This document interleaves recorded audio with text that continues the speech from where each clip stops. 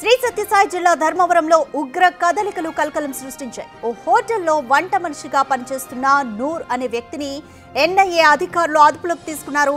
ధర్మవరంలోని quota ఏరియాలో నూర్ నివాసం ఉంటున్నాడు. ఉగ్రవాదులతో సంబంధాలు కలిగి ఉన్నారన్న అనుమానంతో నూర్ ఇంట్లో సోదాలు నిర్వహించారు. 16 సిమ్ కార్డులను స్వాధీనం చేసుకున్నారు. నూర్ సోషల్ మీడియా పోస్టింగ్స్ పైన ఎన్ఐఏ అధికారులు ఆరా తీస్తున్నారు. ఇటీవల జరిగిన ఉగ్రవాద కార్యకలాపాలపై విచారణ చేపడుతున్న అధికారులు ధర్మవరంలో ఉన్న నూర్ అనే యువకుడికి సంబంధాలున్నట్లుగా గుర్తించారు. ధర్మవరం డీఎస్పీ ఆఫీసులో ఎన్ఐఏ అధికారులు గోప్యంగా విచారణ జరుపుతున్నట్లుగా సమాచారం.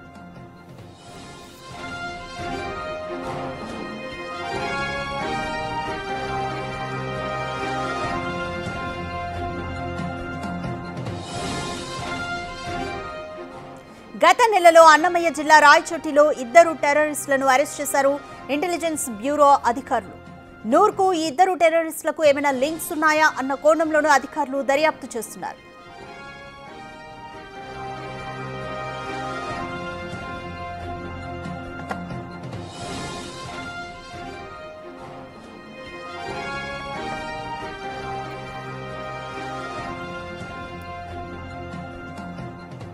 రైట్, మోర్ డీటెయిల్స్ మా ప్రతినిధి దామోదర్ అందిస్తారు. రైట్ దామోదర్, ఎన్ఐఏ జరుపుతున్న సోదాల్లో కేసు ఇన్వెస్టిగేషన్స్ కు సంబంధించి గత నెలలోనే అన్నమయ్య జిల్లా రాయచోటిలో కూడా 2 టెర్రరిస్టులను అరెస్ట్ చేశారు. ఇప్పుడు సత్యసాయి జిల్లా ధర్మవరంలో కూడా నూర్ అనే వ్యక్తిని అదుపులోకి తీసుకున్నారు. సో కంప్లీట్ డీటెయిల్స్ ఏ విధంగా ఉన్నాయి? రాధిక, 2 రోజుల క్రితము సత్యసాయి జిల్లా ధర్మవరంలో ఒక టీ స్టాల్ లో పనిచేస్తున్న నూర్ అనే యువకుడిని ఎన్ఐఏ బృందం అదుపులోకి తీసుకుంది. అతన్ని విచారించింది. అతను విచారించిన నేపథ్యంలో అతనికి ఉగ్రవాదులతో సంబంధాలు ఉన్నాయన్న విషయాన్ని కూడా సమగ్రంగా తెలుసుకుంది. దీంతో పాటు అతని సోషల్ మీడియా పోస్టులన్నీ మొత్తం పరిశీలన చేస్తుంది. మరోవైపు ఏదైతే పెనుగొండ డీఎస్పీ నరసింహప్ప ఈ కేసును పర్యవేక్షిస్తున్నారు.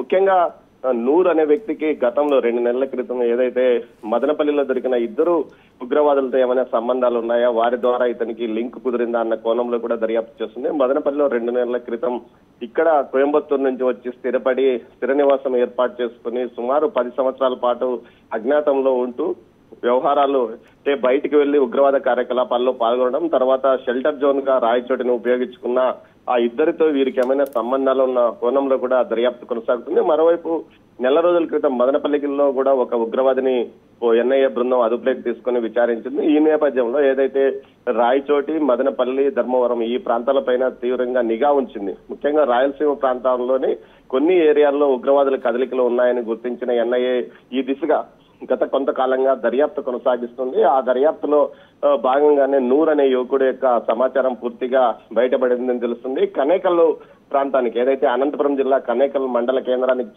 సంబంధించిన నూర్ గత కొంతకాలంగా ధర్మవరంలోనే ఒక టీ స్టాల్లో పనిచేస్తున్నాడు. టీ స్టాల్లో టీ మాస్టర్ గా పనిచేస్తున్న ఇతను ఉగ్రవాదులతో సంబంధాలు ఉన్న విషయాన్ని ఎన్ఐఏ అతని యొక్క కదలికలతో పాటు అతని సోషల్ మీడియా పోస్టులను నిశ్చితంగా పరిశీలించడం ద్వారా గుర్తించినట్లు సమాచారం. ఈ నేపథ్యంలోనే 2 రోజుల క్రితం అతన్ని అదుపులోకి తీసుకుని 2 రోజుల నుంచి విచారిస్తున్న నేపథ్యంలో ఈ రోజు స్థానికంగా ఉన్న పోలీస్ కస్టడీకి వచ్చింది. ఇన్ఛార్జ్ డిఎస్పీ ఏదైతే నరసింహప్ప అక్కడికి పెనుగొండ నుంచి అక్కడికి చేరుకొని విచారణ చేస్తున్న నేపథ్యం మొత్తం మీదైతే రాయలసీమ ప్రాంతంలో ఉగ్రవాదులకు షెల్టర్ జోన్ గా కొన్ని ప్రాంతాలు మారాయని గతంలోనే ఎన్ఐఏ గుర్తించింది. ఈ దిశలో పూర్తి స్థాయిలో ఇటు రాయలసీమ ప్రాంతంలోని కీలక ప్రాంతాల మీద దృష్టి సారించింది. ముఖ్యంగా రాయచోటి ప్రాంతానికి సంబంధించి ఎక్కడైతే కువైట్ తో పాటు ఇతర గల్ఫ్ దేశాలకు సంబంధించిన వారు ఎక్కువగా వచ్చిపోతుంటారు.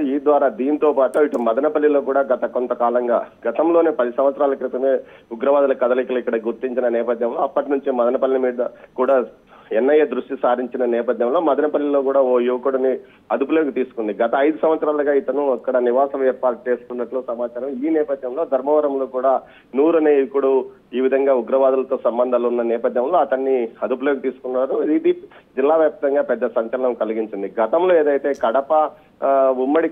ఉమ్మడి చిత్తూరు జిల్లాల్లో కొంత కదలికలు కనిపించాయి. మొట్టమొదటిసారిగా అనంతపురం జిల్లాలో ఈ విధంగా ఉగ్రవాదుల కదలికలు కనిపించడంతో కదలికలు ఉన్నాయని గుర్తించడంతో పెద్ద సంచలనంగా మారిందని చెప్పవచ్చు. గతంలో కోయంబత్తూరులో బాంబు పేలులకు సంబంధించిన ఉగ్రవాదులు ఒక 6గురిని 2013లో పుత్తూరులో పోలీసులు అదుపులోకి తీసుకున్నారు. అప్పుడు పెద్ద ఎత్తున ఒక ఆపరేషన్ నిర్వహించి ఇంట్లో దాక్కున్న వారిని బయటికి రప్పించగలిగారు. ఆ తర్వాత ఏదైతే అప్పటి నుంచి 12 సంవత్సరాల పాటు ఈ ప్రాంతంలో కదలికలు కనిపించలేదు. తాజాగా 2 నెలల క్రితం రాయచోట్లో ఇద్దరిని అరెస్ట్ చేశారు.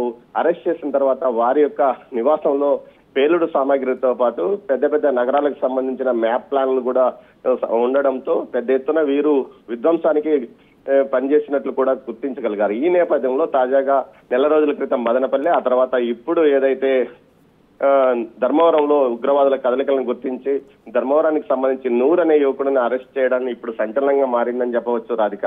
రైట్ దామోదర్, నూర్ గురించి అంటే తను టీ స్టాల్లో పనిచేస్తారని చెప్తున్నారు కాబట్టి అక్కడ యజమానులు కానీ స్థానికులు కానీ అతని మీద ఏమైనా డౌట్ వచ్చే సంఘటనలు ఏమైనా చెప్తున్నారా? వాళ్ళు ఏమైనా ఇన్ఫర్మేషన్ ఇస్తున్నారు ఎన్ఐఏ అధికారులకి? స్థానికులతో చాలా సౌమ్యంగా ఉండేవాడు, ఎప్పుడు ఏదో విషయాలు అనవసర విషయాలు మాట్లాడేవాడు కాదని కూడా స్థానికులు చెప్తున్న నేపథ్యం. మరోవైపు ఏదైతే ముఖ్యంగా దీనికి సంబంధించి నూర్ యొక్క సోషల్ మీడియా ద్వారానే నిఘా ఉంచిన ఎన్ఐఏ బృందం అతన్ని పూర్తి స్థాయిలో అతని కదలికలు కానీ అతని యాక్టివిటీస్ కానీ పూర్తిగా గుర్తించి అతను విద్రోహ చర్యలకు ఏదైతే ఉగ్రవాదులకు సాయంగా ఉన్నాడన్న విషయాన్ని గుర్తించగలిగారు. ముఖ్యంగా నూర్ ద్వారా మరికొంతమంది ఏదైనా ఉగ్రవాద క్యాంపులకు వెళ్తున్నారా, లేకపోతే ఇతను ఏ విధంగా ఉగ్రవాదులకు సహాయపడుతున్నాడు, యాక్షన్ ప్లాన్ లో పాల్గొన్నాడా లేదా అన్న విషయం మీద కూడా ఇతనిపైన దృష్టి సారించారు. ముఖ్యంగా ఏదైతే ఇటు మదనపల్లి అదేవిధంగా రాయచోట్లో దొరికిన సమాచారం మేరకే ఇతనిపైన కూడా పూర్తిగా దృష్టి సారించి ఆ తర్వాత ఇతని కదలికలను పూర్తిగా గుర్తించిన తర్వాతనే 2 రోజుల క్రితం అదుపులోకి తీసుకున్నట్లు కూడా ఓ సమాచారం. మొత్తం మీద అయితే ఇప్పటి వరకు స్థానిక పోలీసులు తాజాగా ఈ రోజు మాత్రమే అతన్ని ఎన్ఐఏ బృందం నుంచి కస్టడీలోకి తీసుకుని విచారణ కొనసాగిస్తుంది. రేపు కానీ ఈ రోజు కానీ అతన్ని అరెస్ట్ చూపించే అవకాశం ఉన్నట్లు తెలుస్తోంది రాధిక. రైట్ దామోదర్, పెహల్గాం ఉగ్రదాడి తర్వాత ఎన్ఐఏ అధికారులు నిఘా ఇంకా పెంచారు. ఇక తెలుగు రాష్ట్రాల పరిస్థితి చూసుకుంటే విజయనగరంలో ఇద్దరిని గుర్తించారు. వాళ్ళు దుబాయ్కి చెందిన ఒక సంస్థతో ట్రైనింగ్ కూడా తీసుకొని యాక్షన్ ప్లాన్లో పాల్గొన్నట్లుగా కూడా నిర్ధారించారు. ఆ తర్వాత గత నెలలో మదనపల్లి, ఇప్పుడు మళ్ళీ ధర్మవరంలో. సో ఇలా ఎందుకని ఆంధ్ర అలాగే రాయలసీమ ప్రాంతాలని ఉగ్రవాదులు ఎందుకని ఎంచుకున్నారని అనుకోవచ్చు? అలాగే ఎన్ఐఏ అధికారులు ఏం చెప్తున్నారు? సో నెక్స్ట్ ఫర్దర్గా ఎన్ఐఏ ఎటువంటి స్టెప్స్ తీసుకుంటుంది అనుకోవచ్చు? రాధిక, గతంలో ఏదైతే దక్షిణ భారతదేశంలో కేవలం కోయంబత్తూరు, తమిళనాడులోని కోయంబత్తూరు కేంద్రంగానే ఎక్కువగా ఉగ్రవాద కార్యకలాపాలు కొనసాగాయి. ఆ తర్వాత అక్కడ దాడులు చేసిన వారంతా షెల్టర్ జోన్స్ గా ఉమ్మడి తెలుగు రాష్ట్రాల్లోని కొన్ని కీలక ప్రాంతాలను ఎంచుకున్నారు. ముఖ్యంగా రాయలసీమలోని కొంత ప్రాంతాన్ని వీరు ఎంపిక